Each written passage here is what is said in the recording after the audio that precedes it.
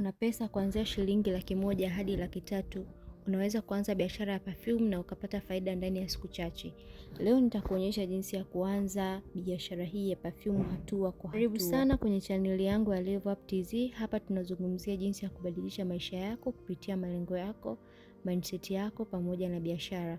Kama wewe ni mpya, hakikisha una subscribe ili uweze kupata video nzuri za aina hii.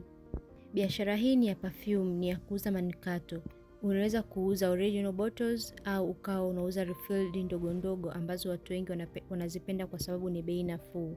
Nikisema original bottles inamaanisha zile perfume ambazo zinatengenezwa zenyewe kutokea kiwandani. Hizi refill ndogo ndogo ni zile ambazo wewe mwenyewe unakuwa una customize, yani unakuwa unazitengeneza wewe mwenyewe, mfano perfume za kupima kama hizo hapo unazoziona kwenye video. Biashara hii ni nzuri kwa sababu kwanza ina watumiaji wengi sana na watu wengi sana wanapenda kunukia vizuri. Pili, unaweza kuanza kwa mtaji mdogo. Ya tatu, ina faida kubwa kwa sababu ina mtaji mdogo, pia ina faida kubwa. Mtaji wa kuanzisha biashara hii ni kuanzia shilingi 50,000 kwa oil perfume, kwa hizo perfume za kupima, mpaka 150,000. Kwa chupa ndogo ndogo unaweza ukapata kwa shilingi 20,000 mpaka shilingi 50,000, na packaging vile vichupa vyake unaweza ukapata kwa shilingi 10,000 mpaka 30,000. Kwa ujumla unaweza kuwa na mtaji kuanzia 100,000 mpaka 300,000 kuanzia kwenye perfume, chupa na packaging kwa ujumla. Zifuatazo ni hatua za kuanza hii biashara ya oil perfume na biashara ya perfume kwa ujumla.